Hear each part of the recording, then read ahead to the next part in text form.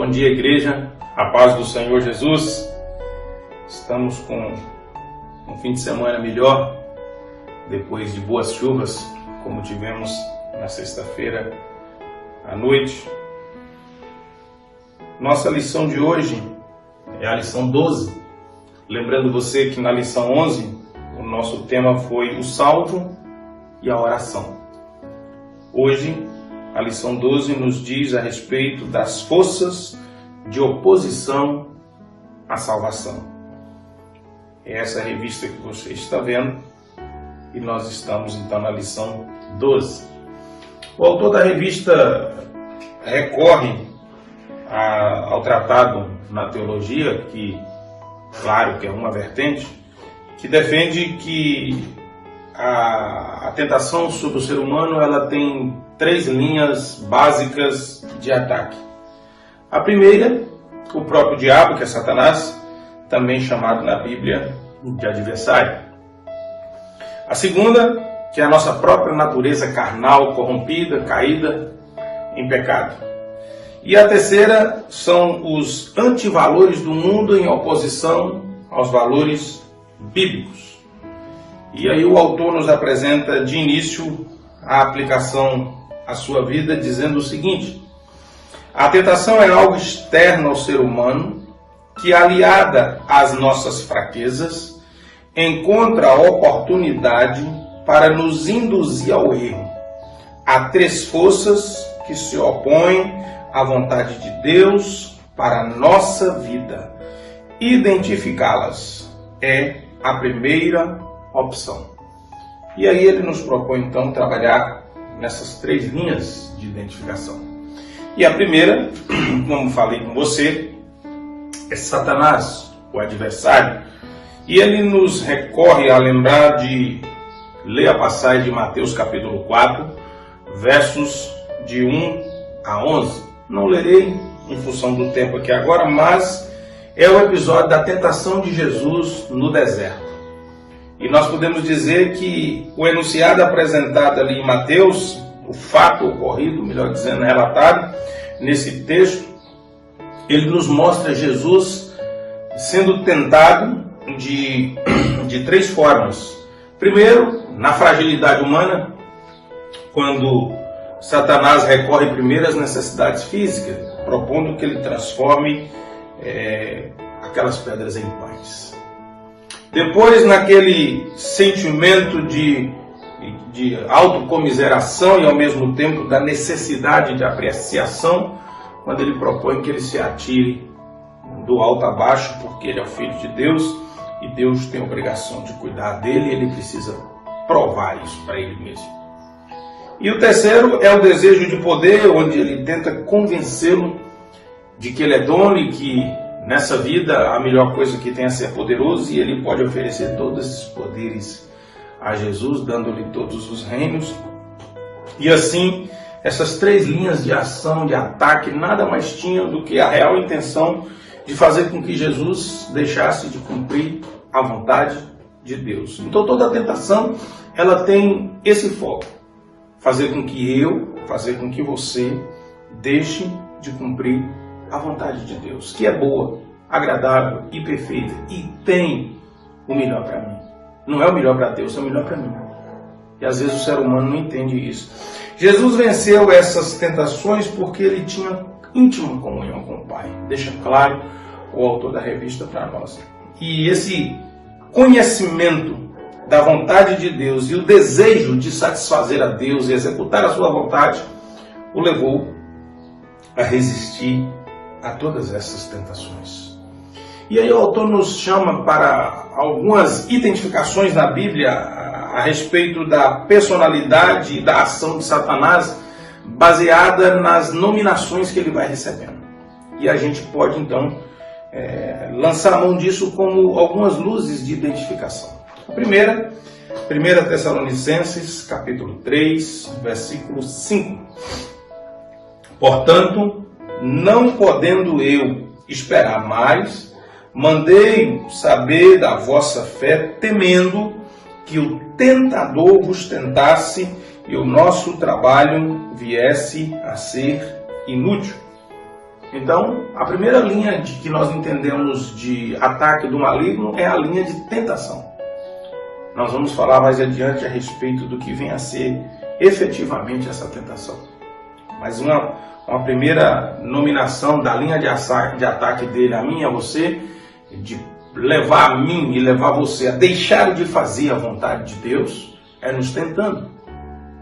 Segunda identificação, para analisarmos então a sua personalidade e a sua linha de ação ou atividade, Mateus capítulo 13, versículo 19.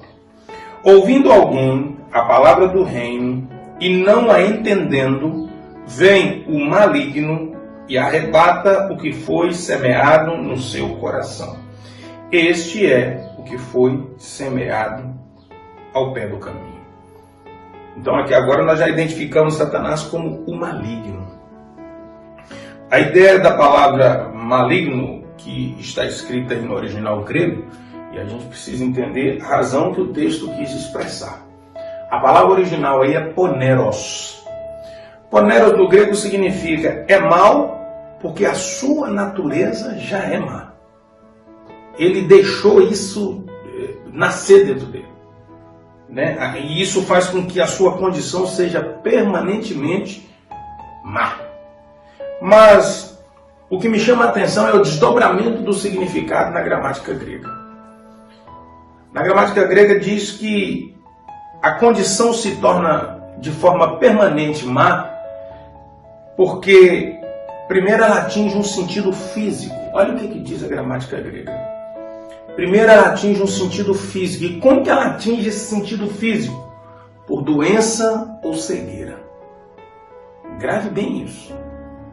A natureza da pessoa, quando ela está na condição de maligno, ela permanece em todo o tempo má, porque ela foi atingida numa condição física de doença ou de cegueira.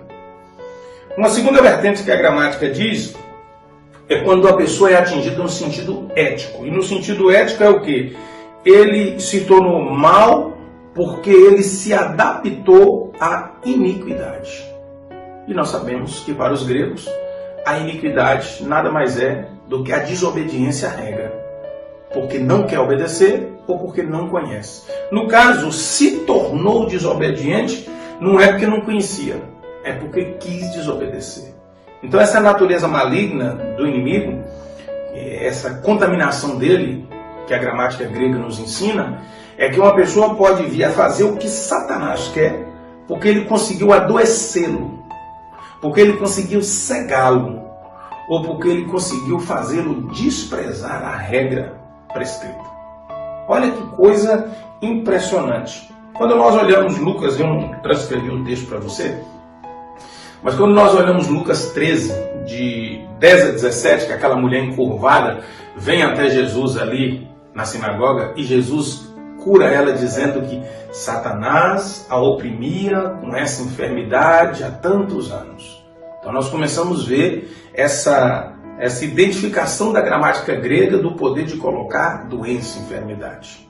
Quando nós olhamos Paulo falando em 2 Coríntios capítulo 4, versículo 4, que o Deus desse século cegou o entendimento das pessoas, aí nós conseguimos ver essa ação que a gramática tenta nos passar do inimigo que tem poder de tornar as pessoas cegas. E não separei o texto, mas é fácil lembrar de quando alguém resolve desobedecer a regra, quando em 2 Timóteo capítulo 4, o apóstolo Paulo diz que o companheiro de ministério dele, crescente, resolveu abandoná-lo e ir para o presente século. Então nós conseguimos ver essas três coisas acontecendo. Aí nós vamos agora a Mateus capítulo 13, versículo 39. O inimigo que o semeou é o diabo, e a ceifa é o fim do mundo, e os ceifeiros são os anjos. Então aqui agora nós estamos identificando uma linha de ação, uma atividade como inimigo. Então o que nós precisamos entender é que a Bíblia é clara em classificar o diabo como inimigo. Não há parceria. Algumas pessoas pensam que pode fazer um pacto, ter alguma vantagem com ele. Não há vantagem. Ele é, por natureza, inimigo da raça humana. Ele é inimigo da raça humana. E nós veremos daqui a pouco isso num resumo que o autor fez, muito bom por sinal. O próximo texto, 1 Pedro capítulo 5, versículo 8. Sede sóbrios, vigiai, porque o diabo, vosso adversário, anda em derredor, bramando como leão, buscando a quem possa tragar. Adversário, competidor, quer te derrotar. Derrotar ele o quê? O apóstolo Paulo considera a salvação uma corrida. Ele quer te vencer na corrida. Ele quer te tirar do prêmio. Qual o prêmio? Que ele diz lá em 2 Coríntios 4. A imarcessível coroa da glória. A tiara, a grinalda que era dada para os corredores nas suas vitórias. Então, fica claro.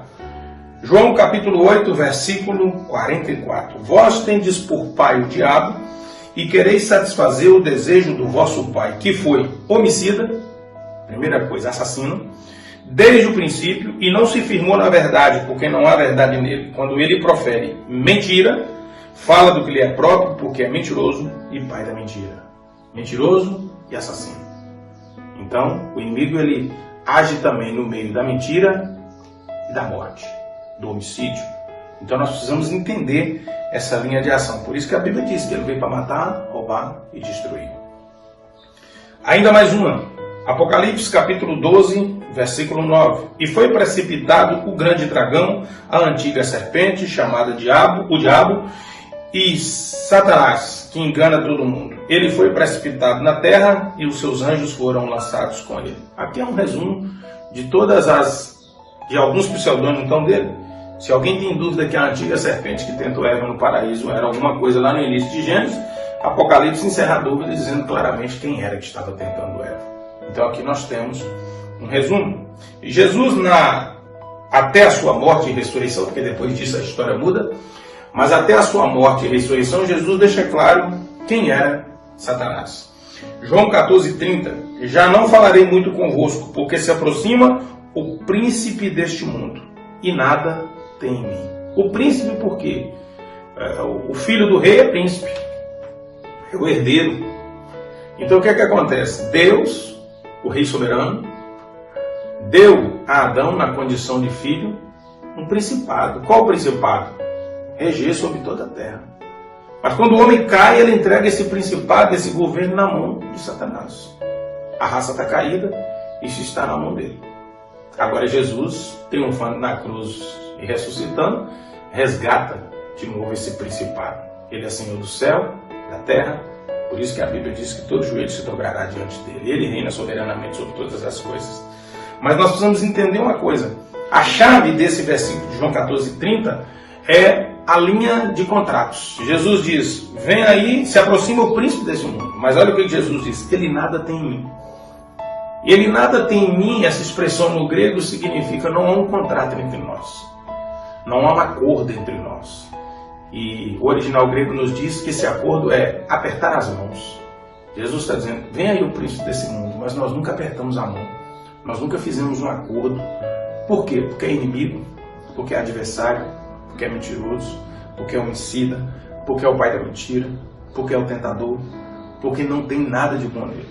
É isso que nós precisamos entender. Então esse é o primeiro grande ponto na questão de tentação do inimigo. Não fazer contrato com ele. E o segundo, e eu considero já o ponto final, é João 16, de 7 a 11. Todavia digo-vos a verdade, que vos convém que eu vá, porque se eu não for, o Consolador não virá a vós, mas quando eu for, vos enviarei. E quando ele vier, convencerá o mundo do pecado e da justiça e do juízo. Aí Jesus vai explicar. Do pecado, porque não creram em mim. Da justiça, porque vou para o meu Pai e não me vereis mais. E do juízo, porque já o príncipe deste mundo está julgado. Então, a Bíblia deixa muito claro para nós. E o autor, então, fecha esse primeiro tópico com uma afirmação pontual.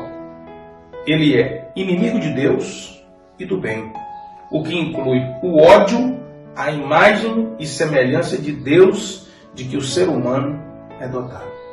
Ou seja, o inimigo não gosta de mim, de você, por natureza simples. Pastor, mas eu nunca fiz nada. Ele não gosta de você, você é a imagem e semelhança de Deus. Entenda isso. E o autor lembra que quando nós lemos Mateus 13:39, fica claro que ele tem poder de semear o mal no meio do bem. Quem semeou isso aí foi o inimigo. Ele semeou no meio da semente boa o mal. E aí a gente precisa entender isso. Fechando esse ponto, 1 João 3,8, quem comete o pecado é do diabo. Quando você fecha contrato com ele, quando você aperta a mão dele, você se torna propriedade dele. Você passa a ser escravo dele. Você passa a ser servo dele. Foi isso que Jesus quis dizer, que não se pode servir dois senhores. Então o texto é claro. Quem comete pecado se torna propriedade dele. É do diabo. Porque o diabo peca desde o princípio. Teologia simples, clara. Mas olha aqui que coisa fantástica. Para isso, o Filho de Deus se manifestou. Para desfazer as obras do diabo. E aí o autor diz para nós, na aplicação da sua vida: Satanás é a personificação do mal, está sempre em oposição à criatura para levá-las a erros. É indispensável estarmos atentos à sua investida para cumprir o nosso propósito. Querido, Jesus manifestou para desfazer a obra. Qual a obra? A obra de escravidão. Para pagar a dívida. Para cancelar a promissória do contrato que nós, pela nossa natureza caída, fizemos com o inimigo. É essa a dívida que ele está pagando. É esse o contrato que está sendo encerrado. E aí nós chegamos no segundo ponto, então, porque não adianta querer culpar só o diabo de tudo. É o diabo, é o diabo, é o diabo. Primeiro ponto. Segundo ponto, a natureza corrompida. O autor nos dá todos esses textos de Romanos, que também não vamos passar por eles um por um. Mas eu peguei um pedaço do resumo que o autor faz e que é vital para nós entendermos esse ponto. Olha o que o autor da revista diz. Primeiro, o ser humano, havendo sido criado à imagem e semelhança de Deus, só estará plenamente feliz a partir da satisfação da sua dimensão espiritual. Ou seja, a única chance que eu e você temos de ser felizes é se voltarmos na dimensão espiritual que Adão estava relacionando com Deus. Primeiro ponto. Segundo, a partir do nosso pecado em Adão, essa dimensão, ele chama de imago Dei, nós, tendo essa relação com Deus, foi ferida e manchada e ficamos divididos. Desejamos Deus e queremos fazer a sua vontade, mas a dimensão carnal, a pecaminosa, deseja a sua própria vontade que está contra a vontade de Deus. É isso que está sendo dito.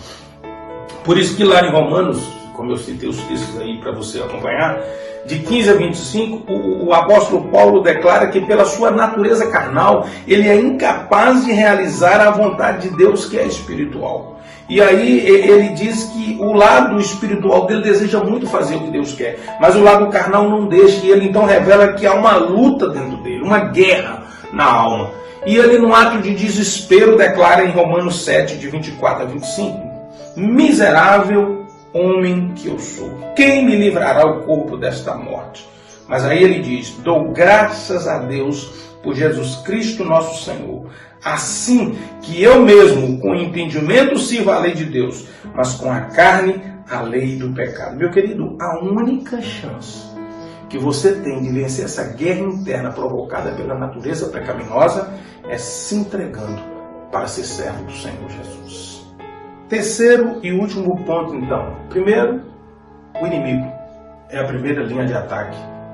O segundo é a sua própria natureza carnal caída. E o terceiro são os antivalores do mundo, que o autor então diz. Para isso, vamos ler 1 João 2, de 15 a 17. Não ameis o mundo, nem o que no mundo há. Se alguém ama o mundo, o amor do Pai não está nele. Porque tudo que há no mundo, a concupiscência da carne, a concupiscência dos olhos e a soberba da vida, não é do Pai, mas do mundo. E o mundo passa, e a sua concupiscência, mas aquele que faz a vontade de Deus permanece para sempre. O que João está fazendo é escrevendo o propósito de Deus para Adão e Eva ali no paraíso e o que levou eles a pecarem.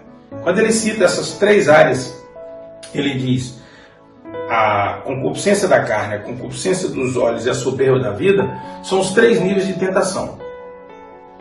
Isso resume os 3 pontos de ataque que Satanás fez ao casal. Viu com os olhos que era agradável, desejou comer e ser igual a Deus, a soberba da vida.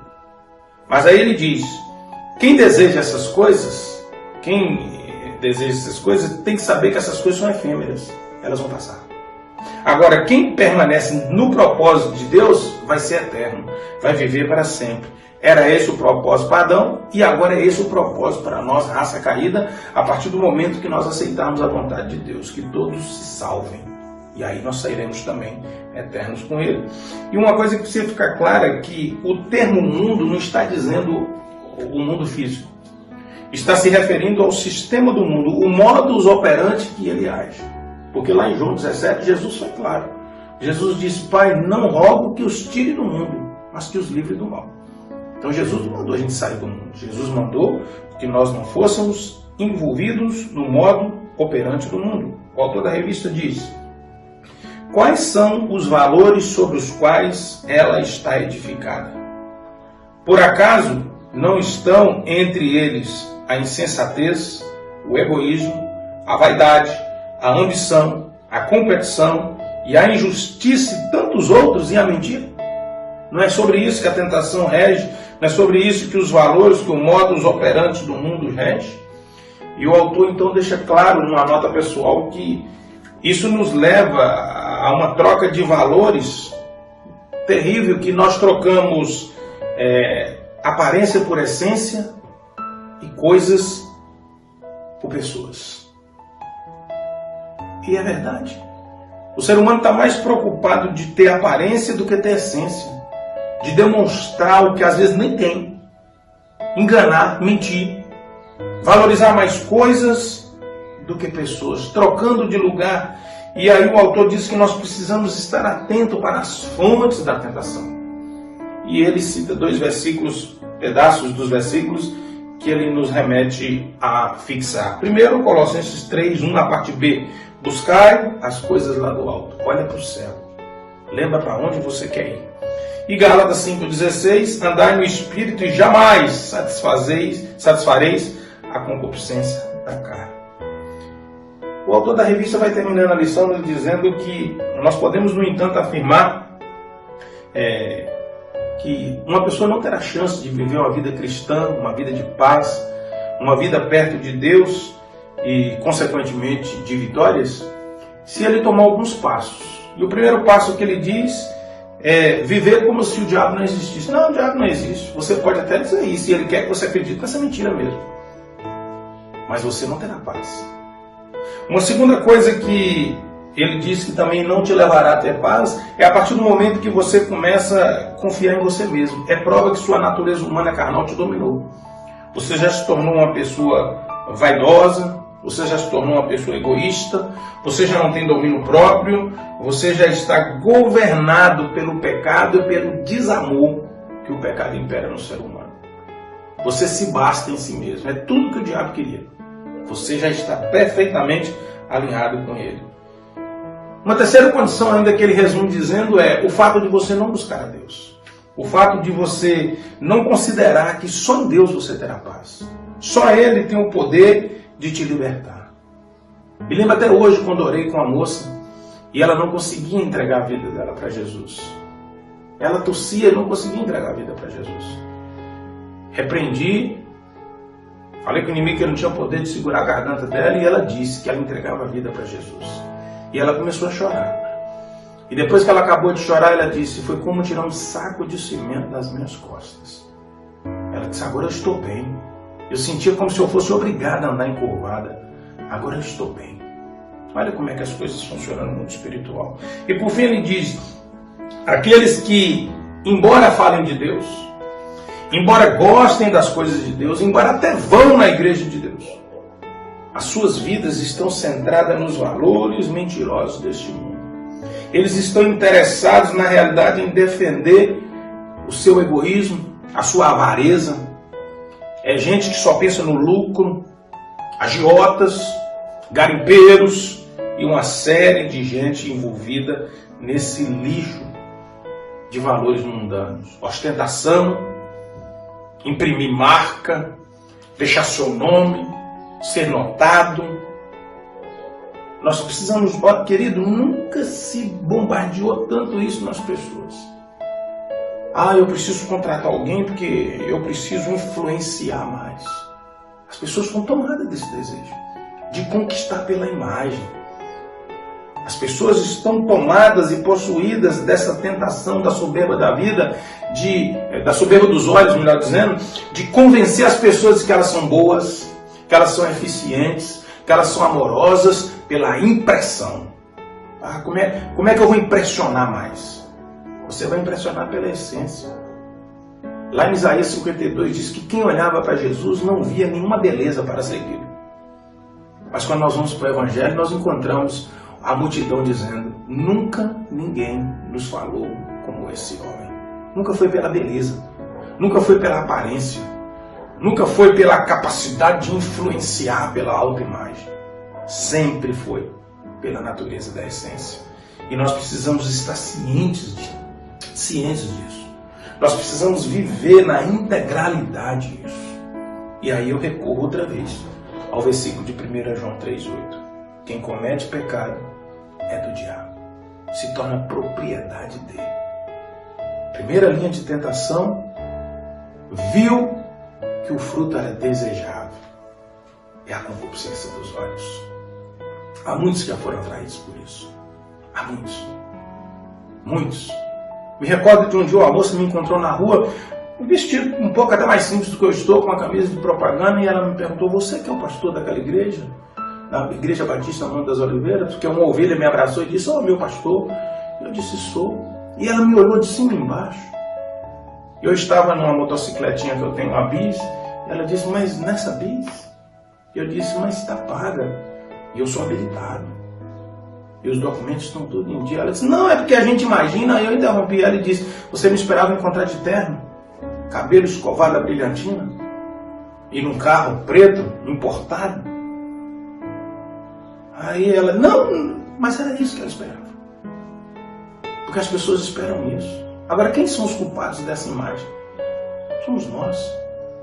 Somos nós. Jesus, quando foi ser entregue em cima daquele monte e estava orando com seus discípulos, a razão que Judas foi lá é porque os soldados iam apanhar o homem errado.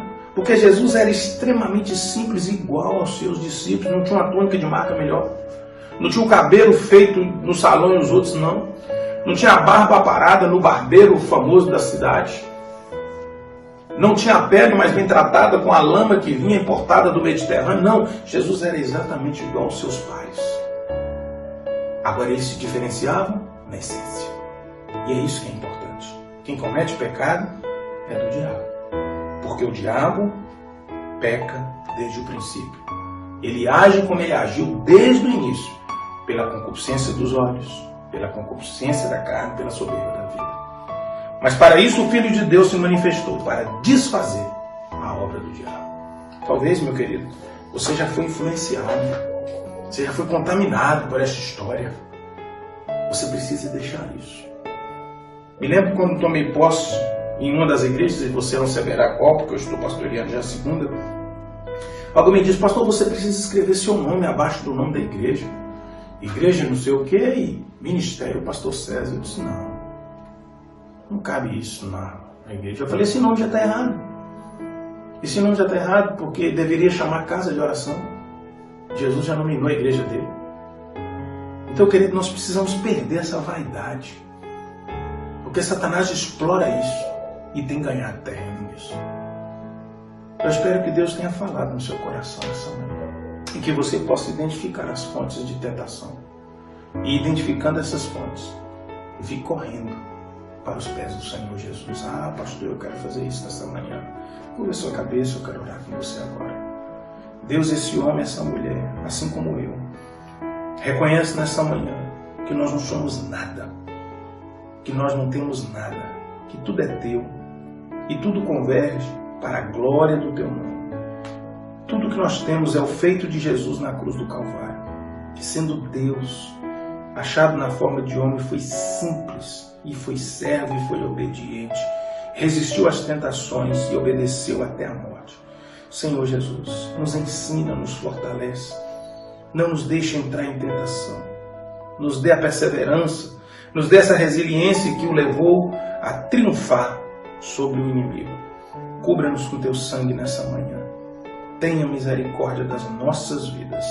É o que eu te peço, com perdão dos meus pecados, em nome de Jesus. Amém? Espero que você tenha também concordado nessa oração. Deus abençoe. Bom domingo. Até logo mais à noite, em nome de Jesus.